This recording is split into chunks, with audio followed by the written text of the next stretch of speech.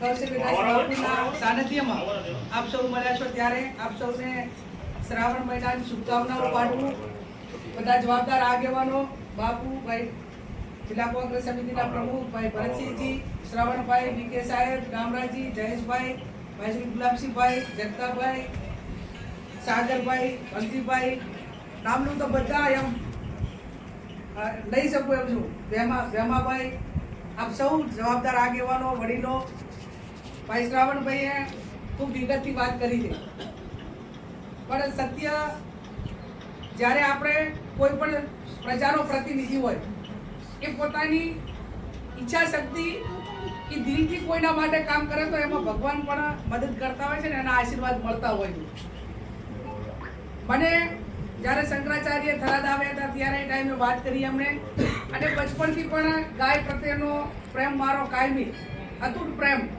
હું ધારાસભ્ય હતી એ ટાઈમે પણ મોટા ભાગની વાવ વિધાનસભાની કોઈ પણ ગૌશાળા એવી ના હોય કે એમાં 5 લાખ રૂપિયા આપણે એ ગ્રાન્ટ ના આપી હોય. એટલે એક 2-3 રીતે આપણે એને મદદ કરવાની જરૂર. એક બાજુ જેટલી ગાયો હાચવે છે તો એ ખેડૂતોના ખેતર ભેળાતા મળે. બીજું, માણસ તરીકે આપણે એક નૈતિક ફરજ છે, ધર્મ છે કે આપણે એને નિભાવણી કરવી પડે.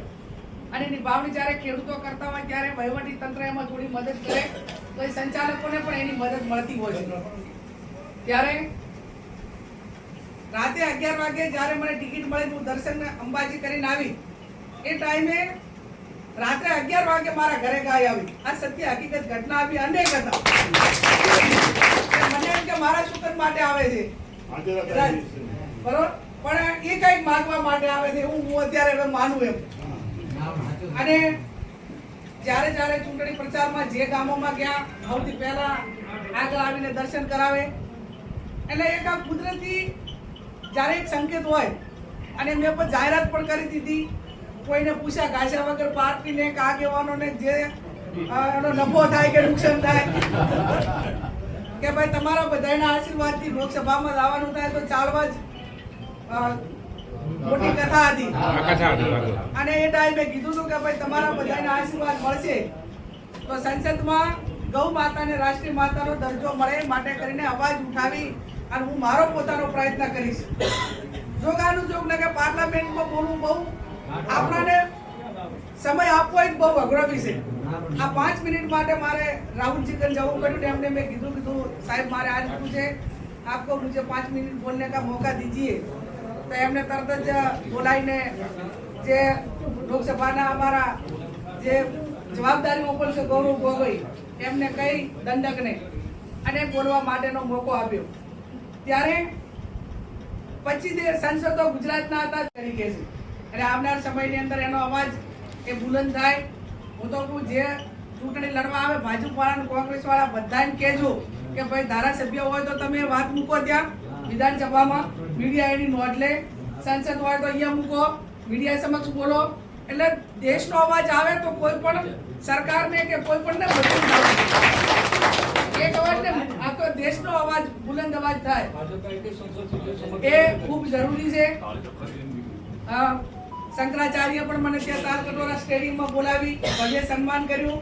અને ત્યારે મને પોતાને એમ લાગ્યું કે મારે બનાસકાંઠાની જનતાનો આભાર માનવો જોઈએ કે હું જીતી ત્યારે કદાચ બનાસકાંઠાએ અભિનંદન આપ્યા હોય કે ગુજરાતે અભિનંદન આપ્યા હોય, પણ જ્યારે ગૌ માતા માટે બોલી ત્યારે મારો નંબર કોઈ ગમે એથી મેળવીને કે ગૂગલમાં આખા ભારતમાંથી ફોન આવ્યા કે બેન તમે અભિનંદન સ્વાગત મારું નહીં પણ તમારા બધાનું છે, બનાસકાંઠાની જનતાનું છે.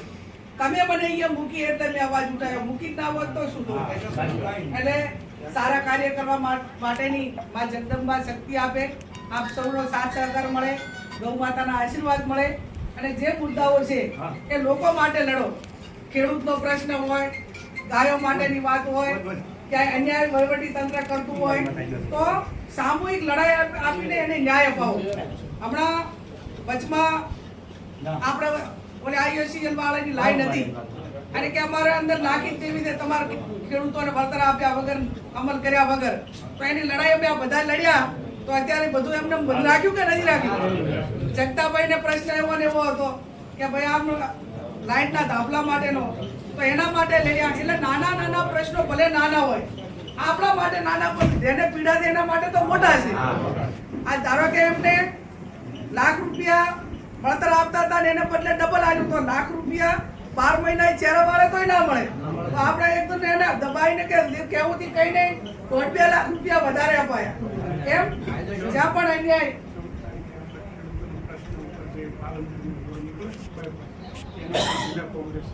14 તારીખે પાલનપુર પર ખેડૂતો માટે આંદોલન જે બાયપાસ રોડ કાઢે એના માટેનું છે.